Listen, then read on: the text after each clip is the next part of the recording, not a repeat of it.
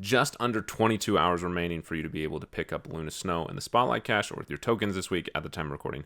So let me give your thoughts on Luna Snow, if it's a card you should spend your resources on, and then we'll briefly look into the card that's coming out next week, or tomorrow technically, in Peni Parker, and I'll give you my thoughts on her.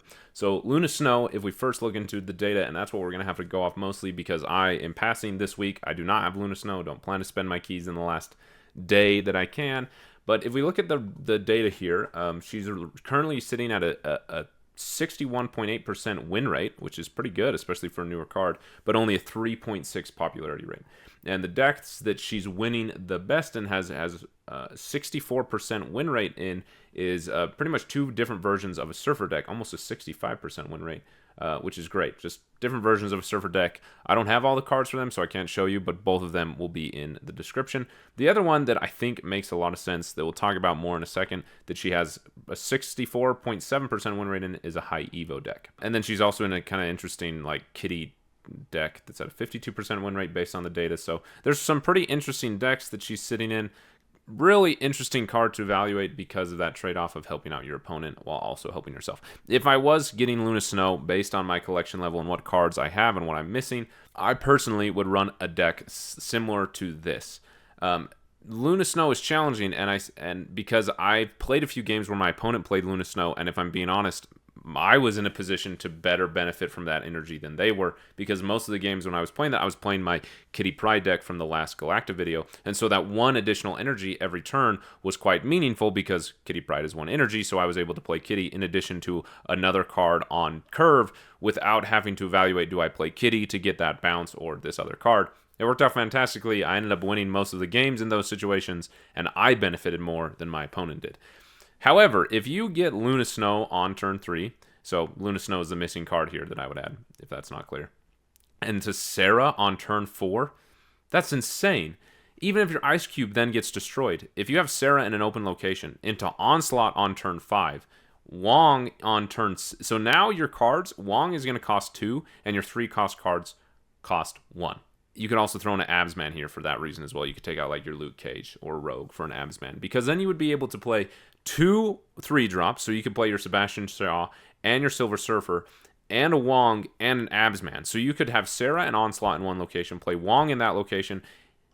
Well, you'd have to do it in this order. You'd play Sarah and Onslaught, okay.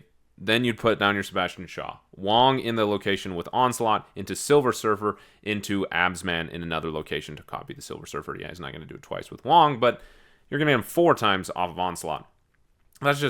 That's really, really hard to respond to, especially with a Brood and a Sebastian Shaw on board. You know, even if you don't go the Absman, being able to also play a Rogue in addition to that and steal one of their ongoing cards is huge. So there's a lot of potential with a deck like this, and that's where you truly are going to be able to benefit more than your opponent, because you are just set up to just scale that one extra energy is just going to tip the scales in your favor with Sarah into Onslaught. Kind of insane combo. But I don't have Luna Snow. The reason I'm skipping on Luna Snow is for a few reasons. I've talked about this in length in my previous How I'm Spending My videos. Is one, I'm just saving my keys primarily for the January season. I think those cards are more exciting. And also, there's not a deck where I feel like I'm hungering for Luna Snow. Again, if you've got Hope Summers, you could work her into a deck like this and benefit the same way. You could, Ramp is just not a style that I play, and this week does not have a great spotlight. So I'm just passing. I'm just not a card that I need. I don't think Luna Snow is going to be particularly meta-busting in any way. So what I would say is this high Evo deck, though, that I'll pull up here, I'll put on the screen so that you can see, is super interesting to look at. So what I will say, though, if you're at a lower collection level, and recommending what cards people should spend their tokens on is really hard, because I don't want to steer anybody wrong, because your collection is so unique that there's no way for me to know your position. However, if you're at a lower collection level and you're looking for cards, because Luna's really narrow. Like, if you're missing all these cards for a Surfer deck, like if you don't have Silver Surfer, I don't really have a recommendation for Luna. Even if you're missing a card like Sarah, it's harder to fit in this narrow card like Luna. However, if you're looking to spend your keys on cards that really open up a new archetype, a new way to play, a new deck, like just a new opportunity you don't have as a lower collection level player, which is totally fine, I have recommended multiple times that high Evo week, so the week that Bruce Banner is released, which I think is in 2 weeks. I think it's the week after Peni Parker. Or is it the week after that? I don't remember. I think it's I think it's Penny Parker, then Doom, then Bruce Banner. Either way, it's Bruce Banner and High Evo, and then some other card I can't remember. But that card, that combination of High Evo and Bruce Banner is like those two. That's a fantastic synergy. And High Evo just opens up a deck and an archetype for you to play, and like a whole new way to play that you don't have access to. So it gives you more options at a lower collection level that, normally you need so many cards to work into a deck, and if you're missing them, it's hard to open up that option. Or High Evo, you've got all the cards that just open up that deck for you. And especially if you get Bruce as well, you've got another card automatically to go in that deck. So how does this connect to Luna Snow? I think Luna Snow is a fantastic addition to a High Evo deck, especially at a lower collection level where you're missing some impactful cards like maybe an Armor or a Red Guardian or these other cards that are always or a Nebula, just good one-drop cards.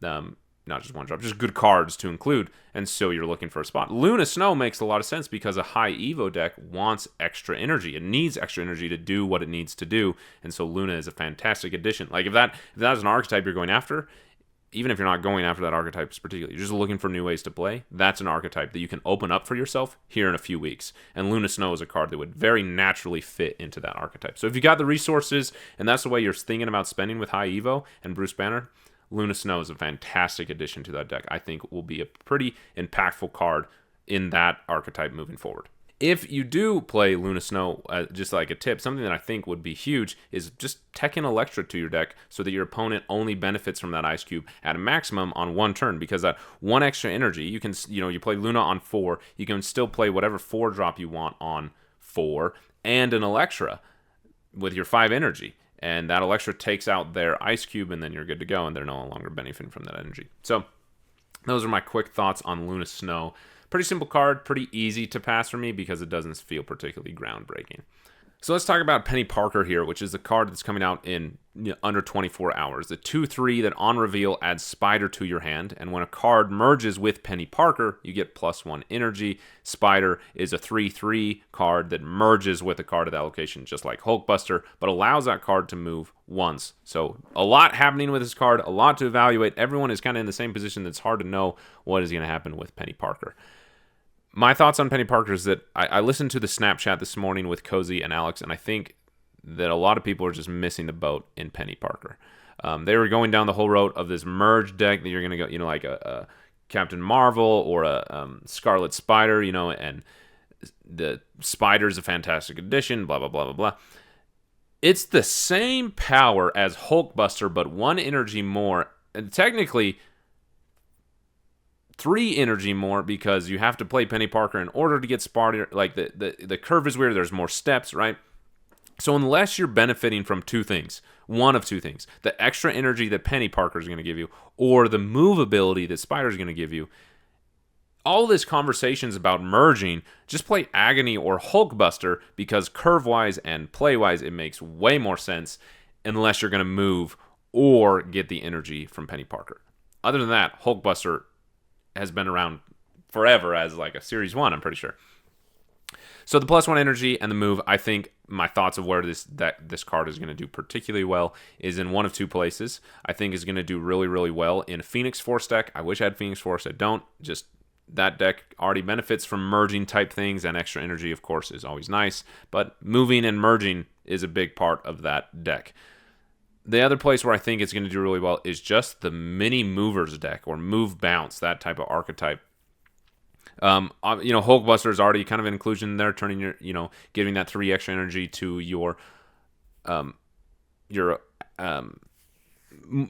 multiple man or your Human Torch, right? But now you have the option to move it without another card, where the Hulkbuster, you've got to play Hulkbuster and then, Ghost Spider or something. Where this, you can play Hulkbuster and then move the card, and then play Ghost Spider, and you'll get 2 moves, right? So there's a lot of that movability is particularly important. I don't even know how to cook up anything with this extra energy. Like, ramp is just a weird thing for me to wrap my head around, especially with the steps that Peni takes. Like, it's just I don't know what to do with ramp. I don't know. I don't know, just to be fair. But I think in that mini move deck, or in that Phoenix Force deck, Peni Parker, more particularly Spider, is going to be impactful and can do a lot. The one last deck where I think this could make sense is in a destroy deck, and this is something that I'm actually really, really curious to experiment with, right? Hulkbuster Agony already makes sense, particularly in like a Deadpool style deck that you merge them with Deadpool to get that doubling to happen even faster. I'm curious if you merge your Spider with Deadpool and then destroy Deadpool so he returns to your hand and you play him again, can you then move him because you haven't moved him once yet and Spider lets you move the card once? I think that's going to be really interesting to evaluate. If so, that is really, really big for two reasons. One, if they play Armor, they play Cosmo in a location, you can now move your Deadpool to another location or your Wolverine or whatever it is you want to destroy that Spider has merged with. Two, just the ability to move is big for a card, especially if you play your Deadpool on turn 5 and it's sitting there as like a 16 power Deadpool or whatever it is, and you don't want that to get shonged. You can move that, and they have no idea where that's going to end up. That is particularly impactful. So I think obviously merging is always a part of a Deadpool deck, but the ability to move makes that even more impactful. So I think this card has potential. But it's still uncertain because I don't even know what to think about the ramp aspect of it. It's just a weird card to evaluate. The other cards this week that we've talked about in length is Gladiator and Sasquatch. So again, if you are okay gambling your keys, it's a pretty good week where Gladiator and Sasquatch are both pretty good cards. I feel like there are cards that everybody has except for me. So I'm still kind of on the fence. Peni Parker is really intriguing to me. I'm not going to pull day 1. I'm going to be like day 3 or 4 that I might pull if I do. Hopefully this is helpful to you in evaluating how you want to spend your keys. Let me know. Are you going to pull for Peni? Did you pull for Luna? What decks are you using in? How do you envision using Peni? Help me out with ramp in general because ramp is just I don't even know how to benefit from ramp.